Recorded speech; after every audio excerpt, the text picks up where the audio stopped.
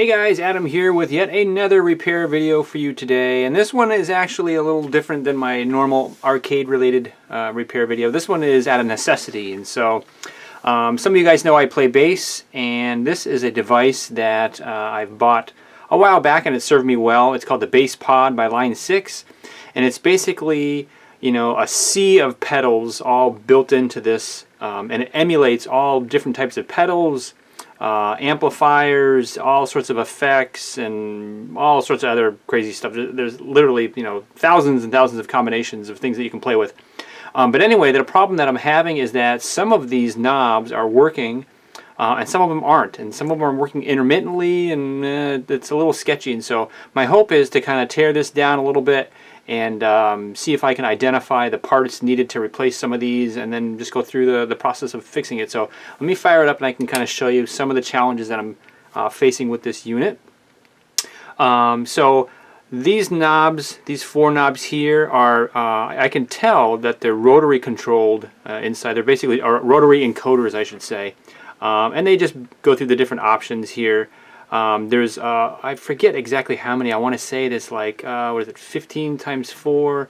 So what is it, 60 different possible presets that you can have, and I'm cycling through them here. But there's different detents that I can feel here. So this is like, I want to say it's an 8 or a 12 position rotary encoder, and this one seems to be working fine. However, like if I want to change the amp model, for example, you can see as I'm turning this, nothing's happening. But if I kind of push down on it, you can see that now it'll switch between the different amp models, and if I let go and twist it here, nothing's going on. Similarly with the effects, actually the effects might be okay. I think the effects are okay. You can see it's switching through the different effect settings here, so that looks good. The effect tweak though, let's say I'm on, I don't know, this effect here. If I play with the effect tweak, nothing happens. If I push down on it a little bit, okay, now you can see I get to play with the percentage there. And so these two guys seem to be acting sketchy. These two for now are okay. You know, will I replace all of them since I'm replacing these two? Probably, so they don't have to tear it open again. So anyway, so these rotary encoders are sketchy. The other thing that I found is that the compressor knob here every once in a while will fire up, and so you know, I'll be working on setting something up and it'll just go to compressor. I think if I just like tap it gently here, yeah, you can see that it bounces to compressor, whereas if I just gently push on some of these others, you know, it doesn't do that. If I do, you know, turn it, you can see that it reflects it there. Actually, I should let it go back to its normal state here. There we go. If I tap on treble or tap on this, oh, actually that one did do it. Changed it right there. So maybe some of these are exhibiting that feature. But anyway, I've seen it on compressor more than the others. Yeah, I see just barely tap on compressor and it bounces to that. The problem is that if I'm playing this live, I want to see, you know, what I have it set up to, or if I'm, you know, configuring it here in the lab, trying to set up my presets, every once in a while it'll just bounce to this screen, which drives me nuts because I'm in the middle of doing something and it keeps bouncing to the compressor screen. These are all controlled by pots, which are enclosed, and so I don't know if I can do anything to really clean them up. I may have to just get replacement pots. But for now, I think I'll start on tackling the encoders, and then we'll see. You know, maybe, I don't know, maybe I can just reflow some of these connectors and things will get better. We'll see. So anyway, long story short, let's dive into this thing. Let's tear it apart and see what we can do.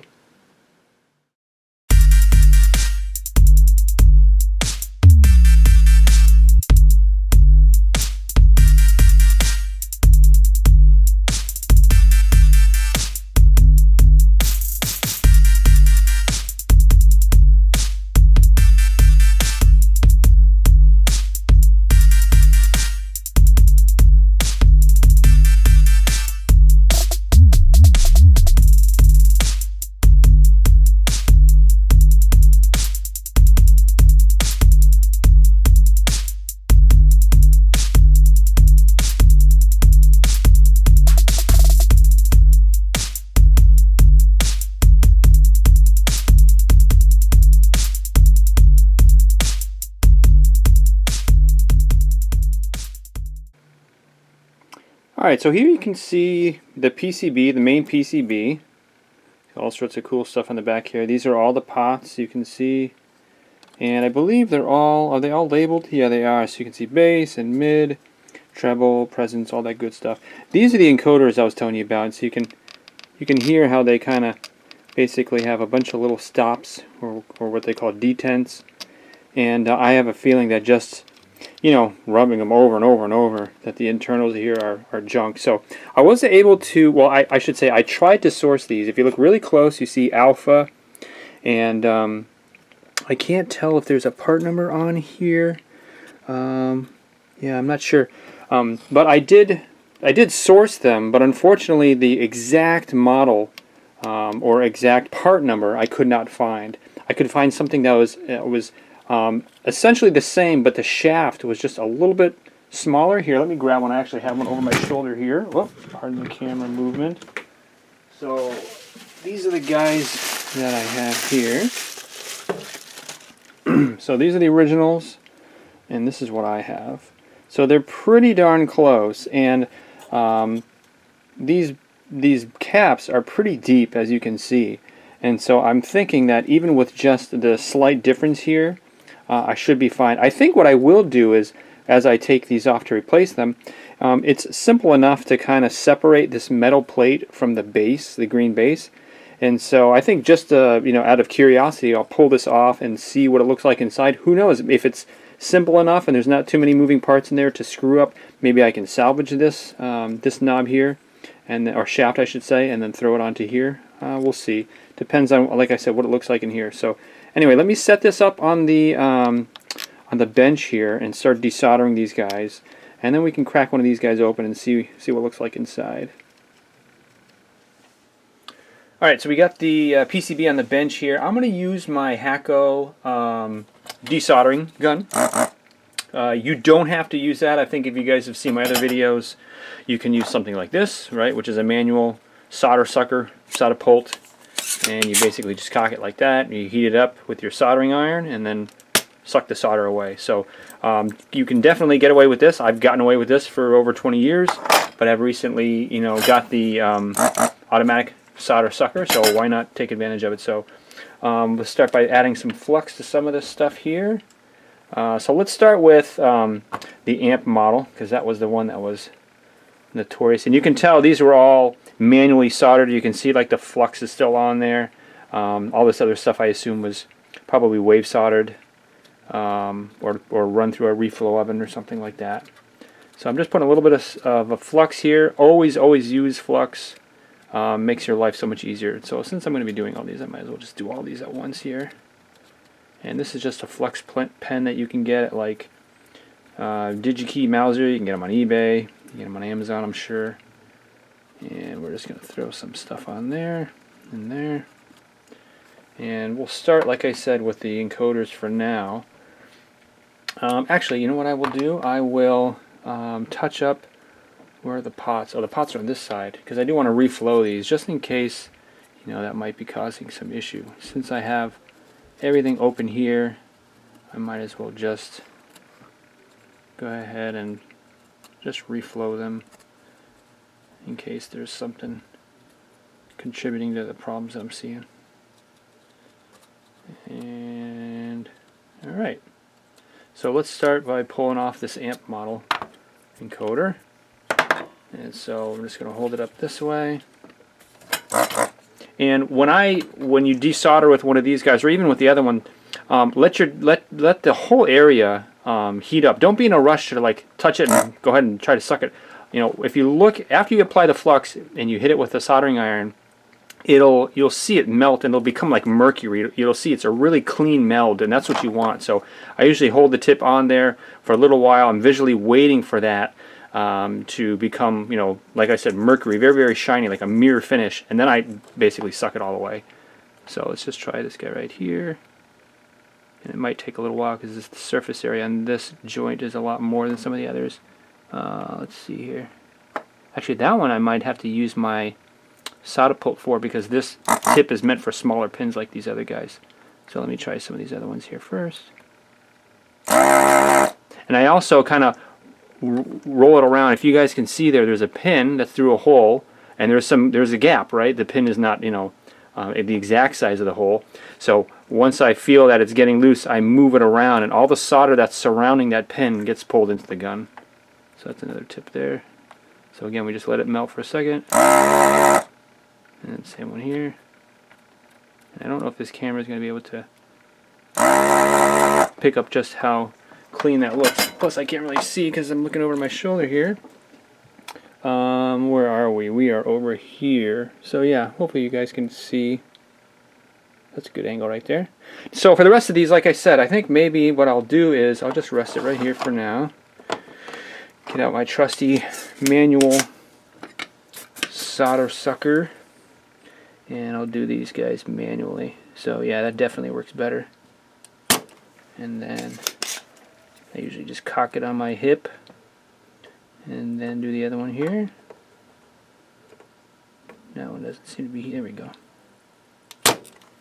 Alright, so now let's just see if these pins are all loose. And they're not. There's still a little bit going on there. There we go. Broke him free. Spin this guy around for a second here. And get the other one free.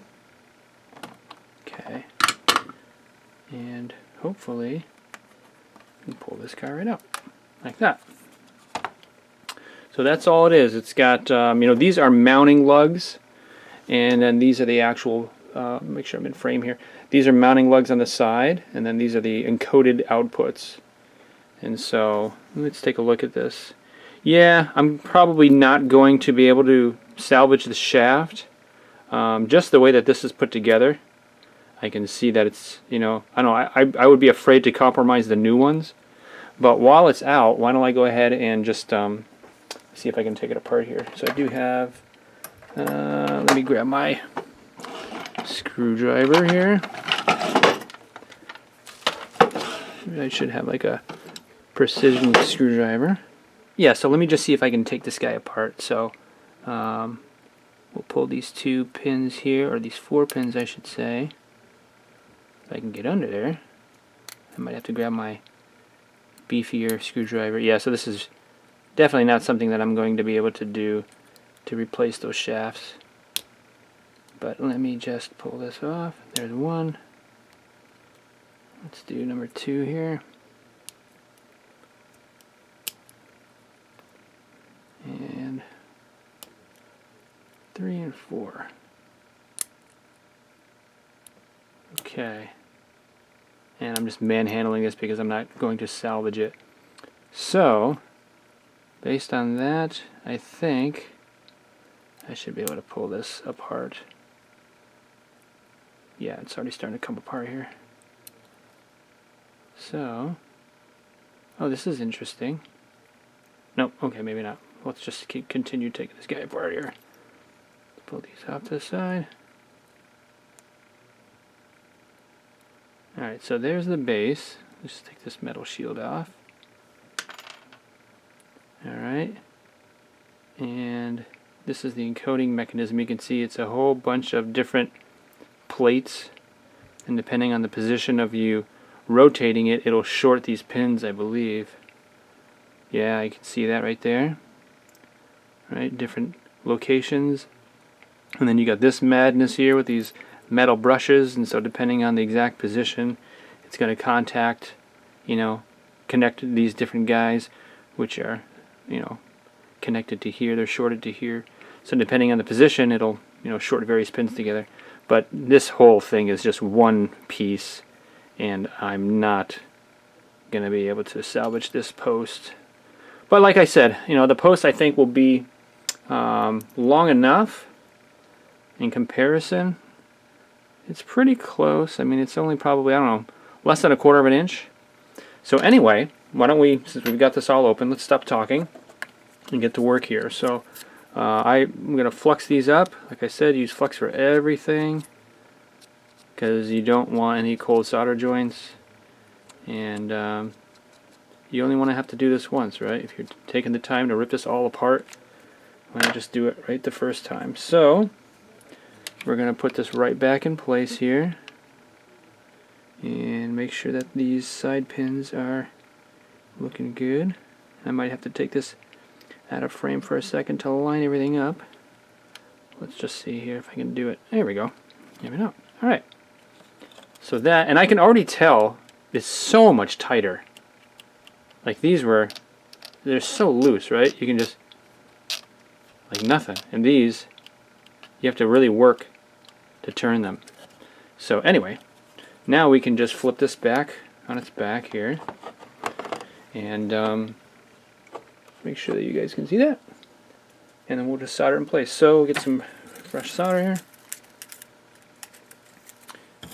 And you don't have to go nuts with the solder. You just want to make sure that you put a good amount on each one. 1, 2, 3, and then these, of course, are these you can put an ample amount because they're the mechanical connectors that hold it in place. That is it. So that guy is in there. So I will do the same. Like I said, even though these two seem to be working okay for now, I don't want to have to do this again.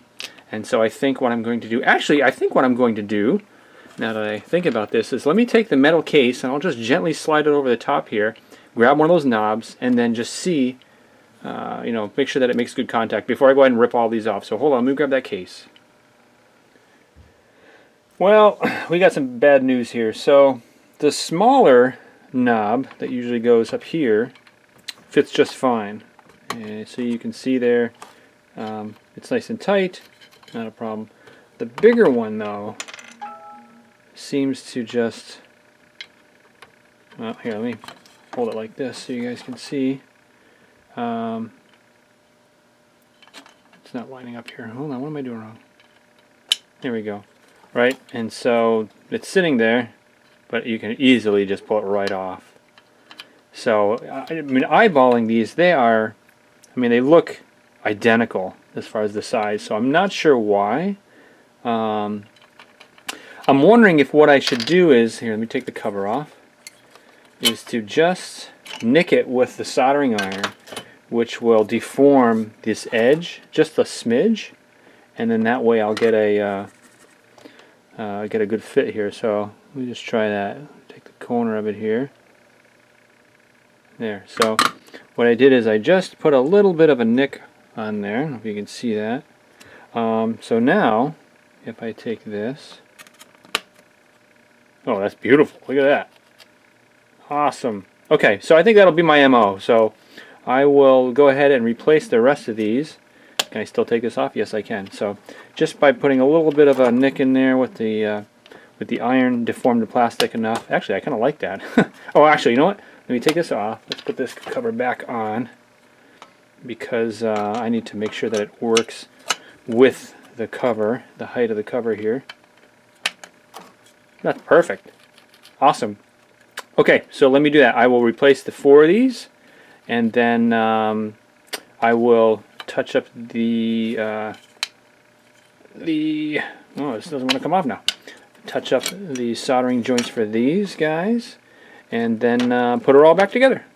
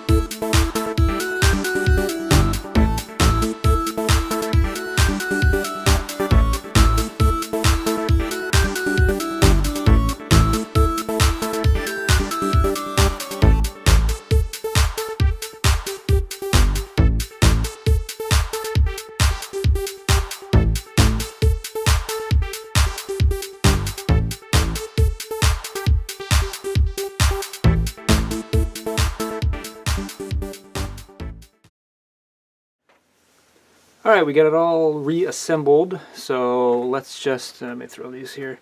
Let's fire up and see how we did. Hopefully, at least the rotaries are where they need to be. So, let's see. This should select between the different presets. Very nice. Let's try the effect tweak. So,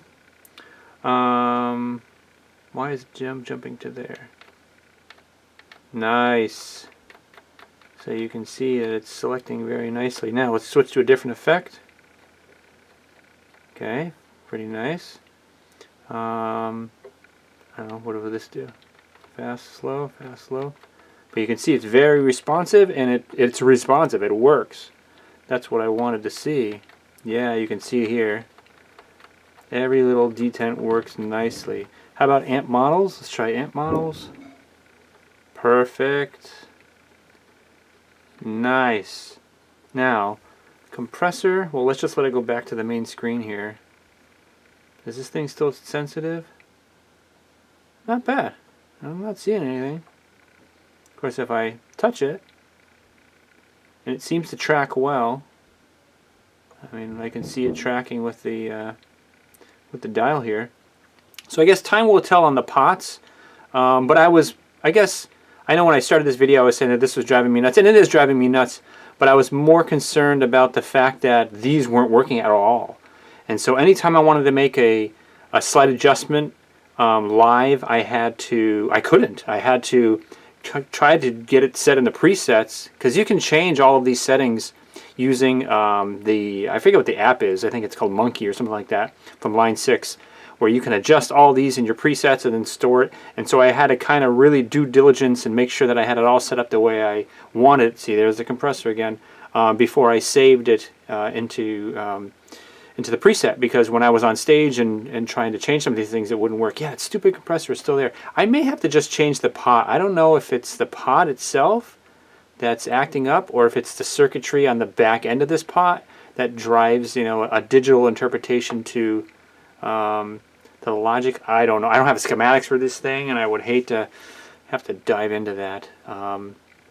So yeah, I guess time will tell on this whole compressor business. Plus, I may be able to just clean out some of these pots by just working them a little bit.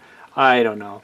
But I'm very pleased. It seems like the Rotary is a success. I can play with all of these again now. I can change my amp model on the fly. I can change the effects on the fly. Awesome. So yeah, I'm very pleased with this. So hopefully this will help out some of you other pod users out there that are having dodgy Rotary encoders. Yeah, it's not too bad. I will put the part number and where I got my encoders. And like I said, there is a encoder that has the larger shaft. I couldn't source them anywhere. I looked on all the online suppliers, the DigiKey Mauser, and a ton of other ones. I was not able to find that exact length of shaft, just one smaller. That's what I used. It seems to work well, and so hopefully it will do the same for you guys. Alrighty, that is it for me. I got to practice for tomorrow, so hopefully you found that interesting. God bless, and we'll catch you on the next one.